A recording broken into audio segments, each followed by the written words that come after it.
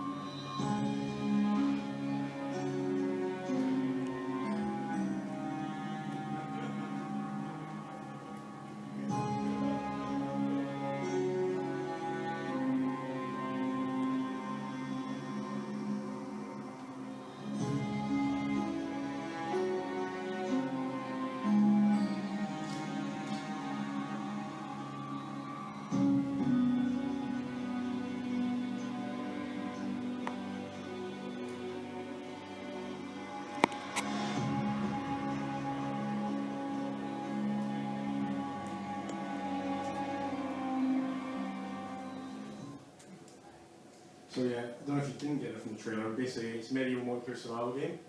Okay, so I guess show of hands, ever played survival games before? Yeah, Minecraft. I think that's probably right. We wanted the dark setting, so as we track it in the trailer. Mixed bag, really. The views on the YouTube's like probably 70% positive, and a lot of people like, what was this trailer telling us, that kind of stuff. I just realised that because it's a role-playing game, we try to keep it quite open, not have too many rules. You know, let's be Minecraft, isn't it? It's open, so you know, what you do with your time is kind of the main purpose of the game. But anyway, I'm Cameron with the. I'm going to say I'm James. I'm Cameron. And Pete.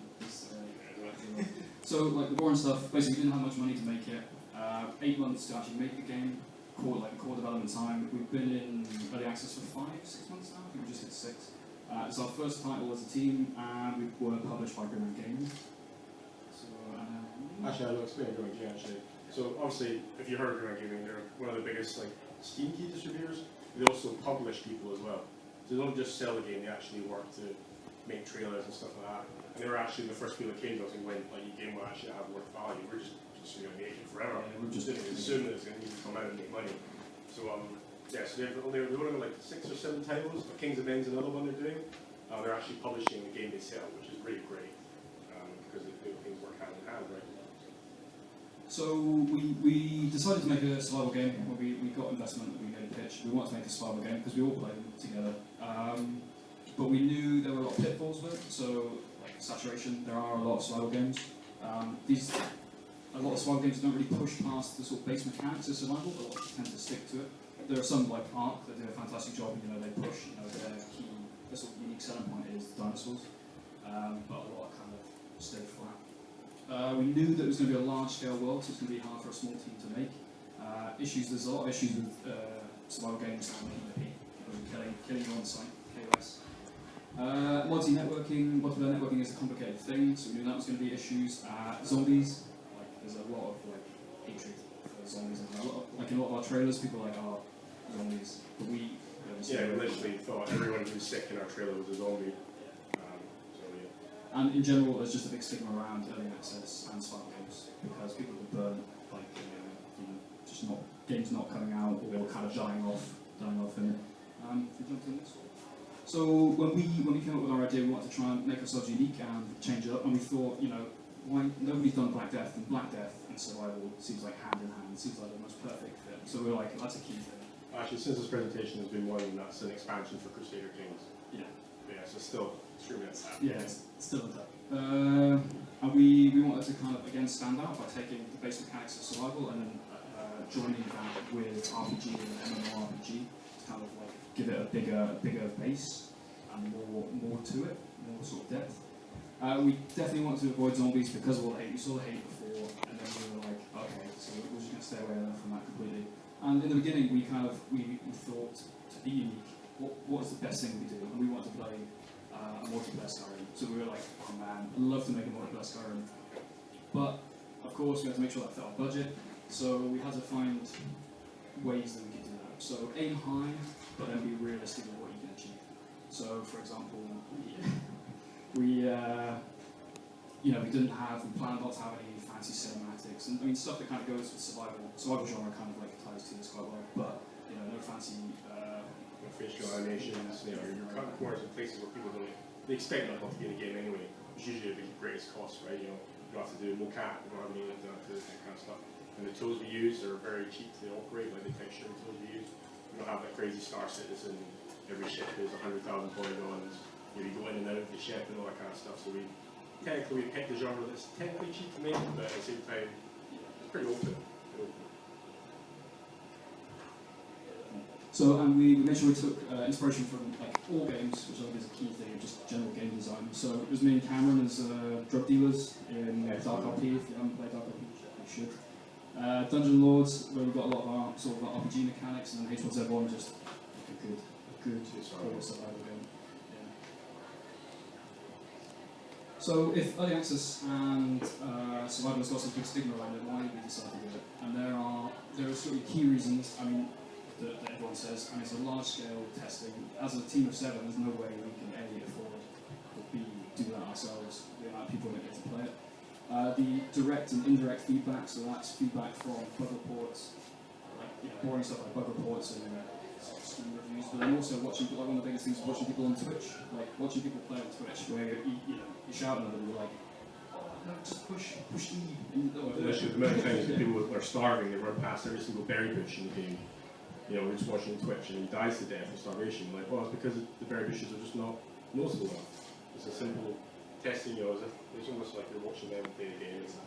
It's like, I mean, things that you think, you take for granted, people just don't care. So it's a great sort of like refreshing way to look at the game.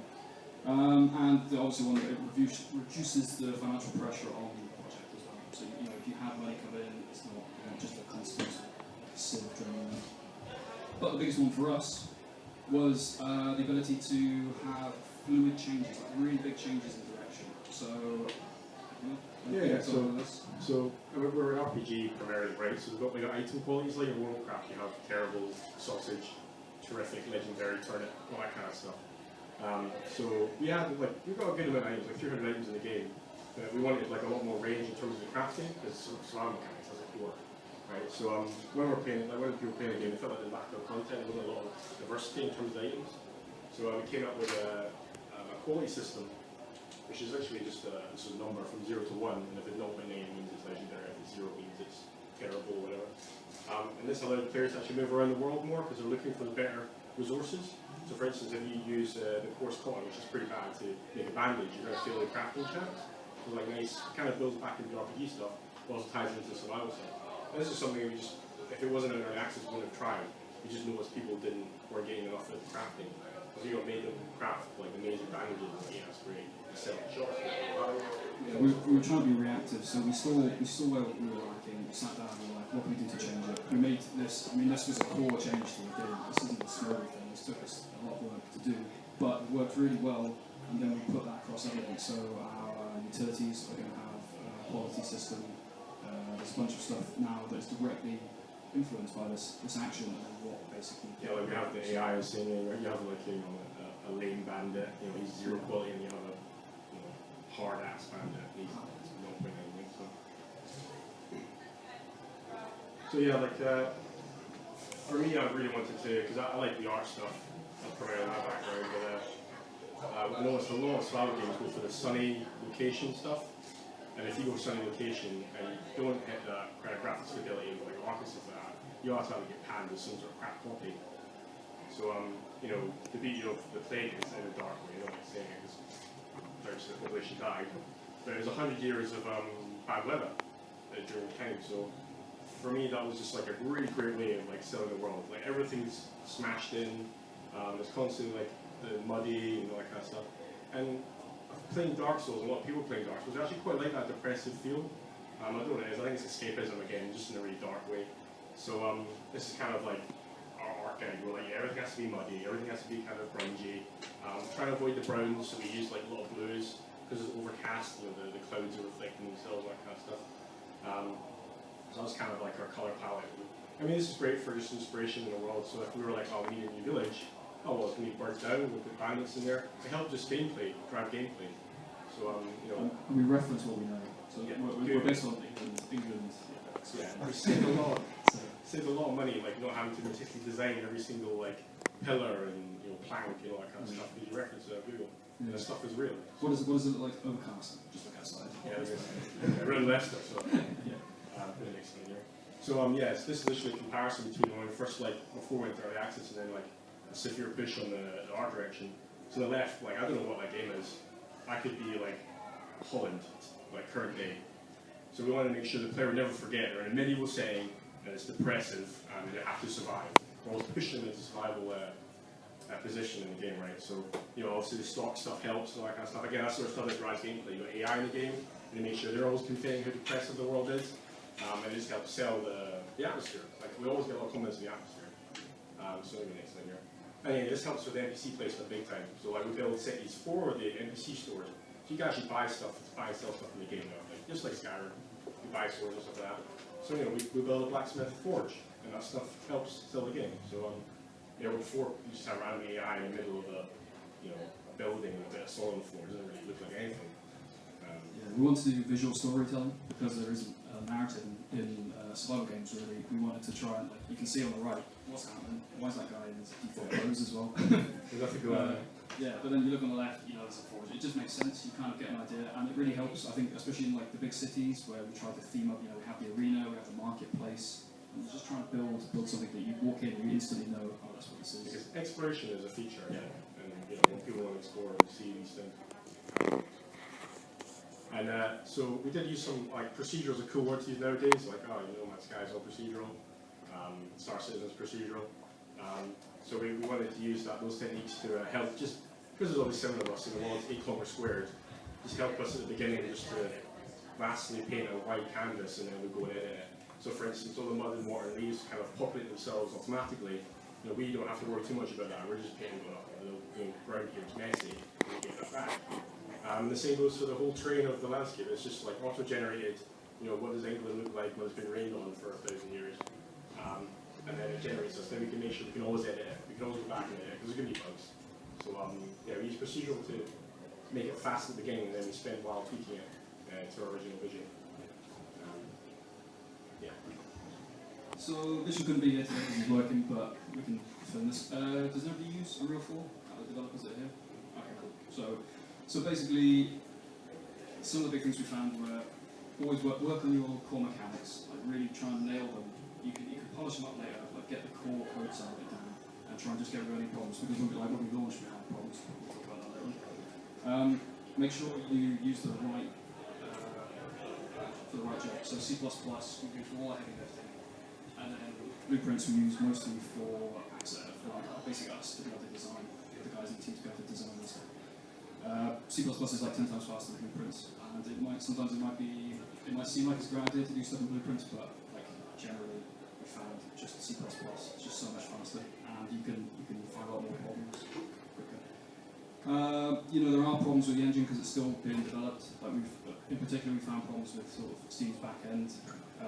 Steam integration and microphones. There were no microphone support, so we had to build our own Unreal side for Steam for that. Power and team is what we're saying. So when you do expose things, expose it so people can play. So for example, we have many professions, but they all kind of root off one initial character, and then so we get a big amount of diversity and stuff from that.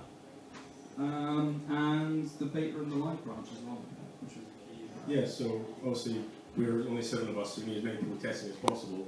But at the same time, we can't put it out to everyone, so like, this is a bloody mess, and the reviews are going to get slammed, right? So what we do is we have a beta branch, which is basically it's free for everyone to download. You can try the features as we make them, and we have like a little bit of a private community, but you're allowed to join at any time. And you can literally just try any feature as it's being made, and you can test it out and poke holes in it and see if you can try and crash the game, and then we try to fix it. And as soon as we're happy, we ship it to the live branch, which is whatever else plays in Steam. So it's great for that. So leading up to launch, we looked at a lot of games anyway. So we saw, you know, a lot of the big problems are games just not optimized when they're launching early access. You know, there's a couple of style games we played like literally like 3 frames, and it just ruins everything. So we really concentrated on that. We knew we had a lot of stuff, and we had to be really careful not to try and push too much into the initial launch. So we cut a lot of stuff for pushing it back for the initial early access launch. And like I was saying earlier on, we got a publisher, and that was like, you know, everyone seems to think publishers are bad, but Greenlight Gaming massively helped us out. They got straight onto Steam, we didn't have to go Greenlight. They've taken us to shows, so we're rezzed, or both rezzed this year. Well, that was great actually. We weren't rezzed a week before we came out, so we used that as a test bed as well. Just trying not to tell people too much about the game, and let hundreds of people play it and realise, oh, it's not fun here. So that was great. A great idea. And they, I mean, you know, they know loads of people, so they can push, marketing-wise, they can push it, and they actually help make our trailers as well. I think they still do our trailers most of them. So leading up to launch, so that was the leading up, so we were quite positive, we were like, it's going to be great, and then we launched, and we had loads of problems. So so we hit 48 mixed, and we were falling when we launched. People really liked the concept and the visuals, but the game was just crashing. The big problem we had, a small team, we launched, and we just had a high number of people playing it, just exposed stuff that we didn't know. We went from concurrently, like maybe 7 of us playing it, to like thousands of people playing it concurrently. Can you imagine, you know, the issues strapped in and all that kind of stuff? There's also things just from population that can cause problems. We never want. We had done testing, we've done a closed beta test before, we pushed it, we tried it. Just huge numbers. Like you can see there, we were number 6 on Twitch with 33,000 viewers. COD 3's there? Yeah. COD 3? That's there. We're so new we don't even have a logo. Yeah. That's Doom over there as well. So it's Doom. Hearthstone's only like 1,000 there. So basically, we had loads of random stuff. Like I said, exposed a bunch of random stuff. Things that, like the biggest problem was our servers were crashing. Client problems were causing servers to crash, and it meant everybody wasn't having a fun time. If it had just been the players crashing themselves, it would have been fine, but yeah. It was a bit of a nightmare. Like, it was like random things as well. So, like, we had ambient sound actors in the world that just play sound. Multiplayer is typically more complicated. And they were flooding everybody's memory, so we got rid of those splines as well. So yeah, like we have this blueprint that kind of helps us place stone walls, so you have to individually place each piece. You know, you just put the spline down and it puts down like it's a procedural thing to help us do that. Turns out that spline itself has a collision, so every time a player touches it, it spans the server. And people were jumping on these walls, the servers were crashing. So I think it's a little while to find. Servers were just getting flooded with information, and it was shut Weird down. problem. So I mean, the big thing we learned from these and like come chat to us and learn more about afterwards was that even though we were early access, people weren't treating it like it was early access, they were treating it like it was a full launch. So we went in thinking, oh, it's okay if a couple of trees are floating slightly, or we don't fix the grass that's touching the floor in some cases. People picked up on it straight away. There was the one Twitch streamer who he turned around, and there was a floating tree, and he's like, this game is shit. yeah. That's literally what he said. Oh, size syndicate, yeah. So, you can't. It's unacceptable, really. People are paying money, so you have to deal with it. Like they want something that, so we call back and polish. You know. The biggest thing to love is people are forgiving. So just try and get it as polished and work on visual things as well. Because we worked on a bunch of stuff behind the scenes, thinking about how to make things work better. But they see a floating rock. Yeah, rubbish game. Breaks immersion. Breaks immersion. Yeah. Especially in a role-playing game like ours. Yeah. No excuses. So I mean, like, interestingly, it could have been really bad, and I think it's safe to say, like, some other people could have just gone down from that. But we worked really hard. We didn't sleep much, and we started to pull it back. And some of the biggest things I think that we did that really helped were we did a patch within the first 24 hours. At that time we didn't know what the problems were, so we were trying to fix stuff. And we knew some things that we couldn't fix in that time period, but it was like a courtesy patch, like to show people we have a face in the area, we're doing stuff. And then sort of we sequentially patched over that first week. Just I think it was again 24 hours after that, not 48. Just again to kind of try and build confidence. Like people go crazy if the form's going cracking, why isn't it working, which is again justifiable. But we're just trying to be nice and patch. And the biggest thing we prioritised over everything was stability. So we ripped out the AI, we tore out all the sounds until we could work out what was wrong. And we're slowly putting that stuff back in, like I said, for 5 or 6 months. And even now we're still having the problems with the sound vectors. Because I think the main lesson is we kind of learned, like, if you have a game that's got like one feature in it and never crashes, it's always going to be done better than having 12 nice features that will crash. Yeah. So yeah, that was kind of a lesson. And like, sort of tearing stuff out. Yeah, we're not doing fantastic, but we are coming back. So coming back from 48 mixed, and we were going lower, and so we're 72% positive. Literally in the last few days we went into positive. So we are slowly pulling it back. But yeah, these are the things we did to make sure we didn't just fall apart completely.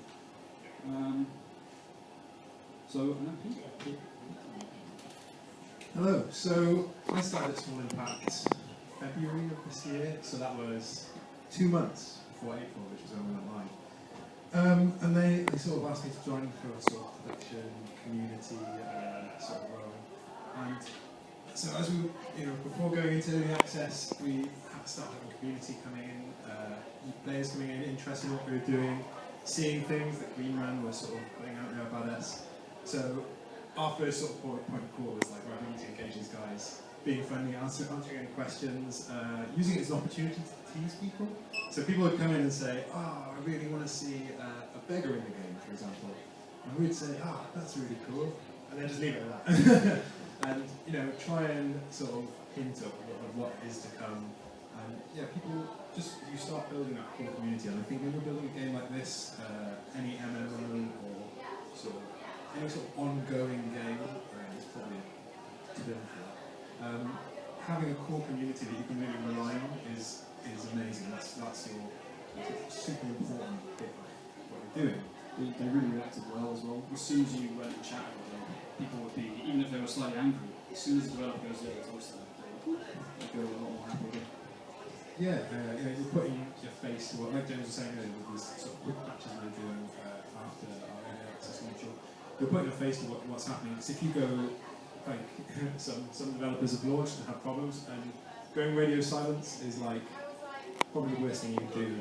Yeah, because I mean, same with us with games, you sort of want to know what's going on. You've got, even if you're not a developer yourself, you've got a sort of vague idea of what it entails, so you're like, you want to know what's happening. And it's a lot better to have someone out there telling people that you know that these crashes that you're getting, we're aware, we're fixing them. And that goes into building trust into the developers, and creating a location for the community to begin being built. So we've got a website set up that has links to all our, anywhere we're on the internet. So our Reddit, forums, Steam forums, a bunch of other places that I can't remember right now. Oh, Discord, yeah. So we have this hub, and that's part of our main website. So it's based off our blog. People can come there, people can find out if they want to watch videos, they've got links. So we're starting again to build this sort of area where we're fostering a really strong, tight-knit community.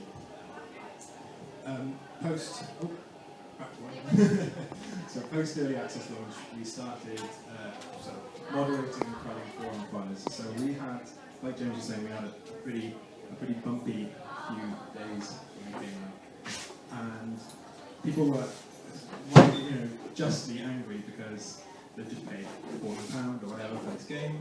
They're going to run it, and boom, it crashes. So that's fair enough. So we need to get in there, and people. There was one review of some guy who was really, really annoyed, and I said, "Hey, what's going on? Can you let me know, and we'll get it fixed." And I think I can't remember what the exact problem was, but we found out, chatted to him, got it fixed in the following patch, and then he actually went back and amended his review from a negative review to a positive review, and said, oh, I'm very sorry, I was just having a nerd rage, and I've just spoken to Peter developer, and it's all good now, and I'm really happy with the game, thank you very much. And we're like, great.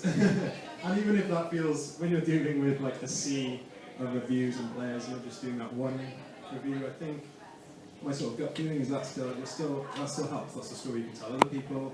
You can even try and do that. It's not always going to work. You're always going to get someone who's maybe just right. I'm too annoyed and I'm not playing again. Yeah, refunded, gone. And then kind of going on from that, we started working with players. So we had a guy called Cap or Captain. What was his name?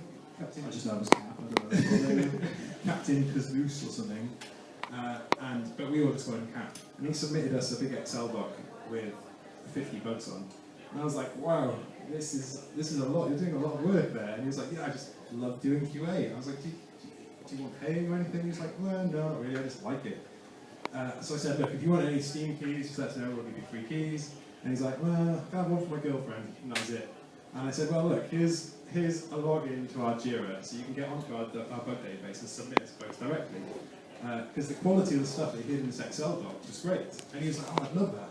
So like, cool. So now we chat to him pretty much every day, and he gives us feedback, he gives us ideas, he gives us sort of balancing, sort of anything. And on top of all these bugs that he sends us, You get to meet us at Gamescom as well, so it's good fun. Actually meeting the people that really like the game. It's crazy cool. Yeah, you still have paying about one pizza. You're one for theory, right? But that's been amazing. I mean, not all of the ideas that will come back from these people will make sense to what you're doing, because obviously you've got eyes on these systems that they have no idea about, so they might say, oh my god, I don't know, he's come up with some crazy stuff. But it's great because you've got this back and forth between someone who's really passionate about this, something you're sort of pouring blood, sweat and tears into, and we're giving you a lot of useful stuff. And from that it snowballed, so now we've got Cap, a guy called Holy Avenger, and a guy called Mini Shadow, who are sort of the three sort of main guys who just they're moderators on the Steam forums, they submit us feedback, loads of stuff, and we're building that out even more now. So yeah, great help from our community mods who've been valuable. Player feedback, and analysing and reacting. So this is a good mix of stuff we've had. I don't know if you can read these. Bottom left says pure cancer. So these are some of our reviews that we had. Some nice ones, bad ones as well. So 10 out of 10 pickup flower crashes.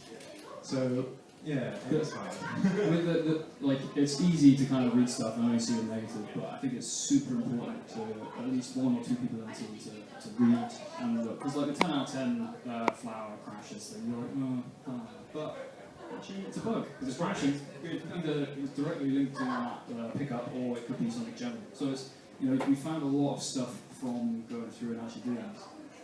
Yeah, so I mean, like James said, it can be quite daunting reading all these. I know Mitch avoids this stuff because he's dealing with the guts of the game a lot of the time, along with like James and Cam.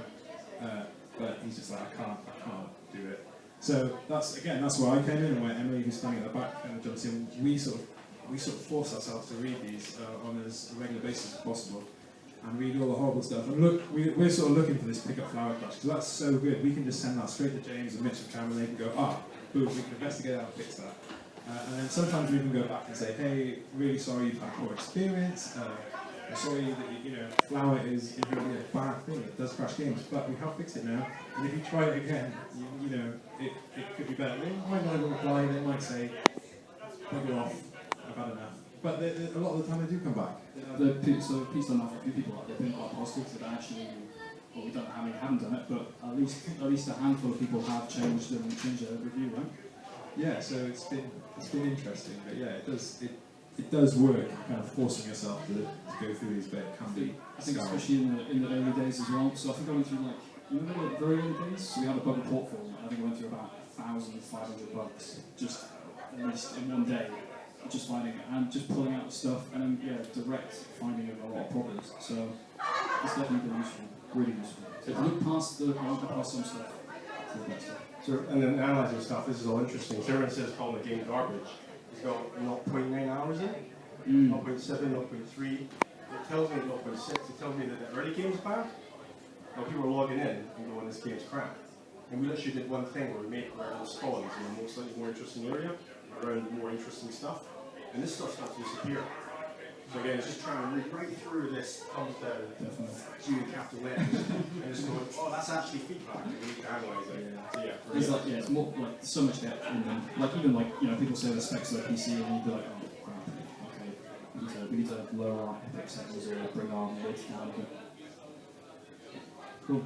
So basically, I mean, we've started doing this now already, but our future plans, exactly what Cameron said, just we've been enhancing the user experience. So one thing we found was people, when they entered the world, they just didn't know what to do. There was no drive or direction. Slow games aren't quite like that. You kind of make your own fun, but it's a hard thing to kind of explain and show to yourself here. So we did smaller things like enhancing the UI, so now we have all the things you can do on the bottom, so you can do a map, crafting, inventory, all that stuff. Because I mean, like, initially, like we were saying, on Twitch, originally, people were just like completely missing whole segments of the game, like oh, get skill tree. Nothing to do, yeah. Like a skill tree is other smart games are doing it now, but you know, when we launched, and that kind of leads us onto this. So allowing people to discover the content we've made, and then sort of building on the systems we already have when people see it, so we can kind of see get a better understanding of it. And then from both of these, it makes the game more challenging, because one thing we've done is we went too far sort of survival MMO. We were pushing away from challenging the player, and you know, a game if it doesn't challenge it, isn't it? So that was a big part of it, trying to make it a challenging experience for players. So now when you walk in, you know, you'll spawn, you'll see you're hungry within a couple of minutes. You're more like to run into bandits straight away or wolves, so it's just kind of like action packs that happens here. Yeah, so unfortunately we're out of time, but we'll do a quick Q&A if everyone's got any questions. But basically the end of the slide is just going to be like, you know, we can't tell ourselves next time because it's going to happen again. You know, test it for longer, you know, open up the community before you launch, so those people can get their hands on the game before it comes out, bigger test bed, all that kind of stuff. Yeah, and have a bit of faith in yourself, like, you know, like, the ideas are cool, people do want to try them. You're not going to be ready, but you're going to have to take a jump at some point. Yeah. And the biggest thing is, even though there's all, you know, up and down, there's always cool stuff that happens. So there's so much stuff. There's a guy called Pitch Dank on YouTube who created, I think he was one of our first people who made a YouTube video. I did like a red versus blue, and I loved it. Made me laugh hard. I think I was in that first week where we get hammered. Yeah, it's nice. Did you go on to the last slide? Oh, sorry, there's a bunch of fun stuff. So it's just like, so you know you have your Steam thing. There's examples of people breaking the game. How many flower bags can you get? And how many can you put down? But people just make cool stuff, and it's really cool. Here we go. Yeah. Thank you.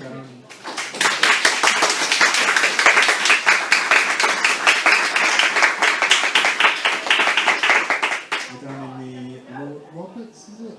Yeah, so go play at the Lord Roberts on Broad Street.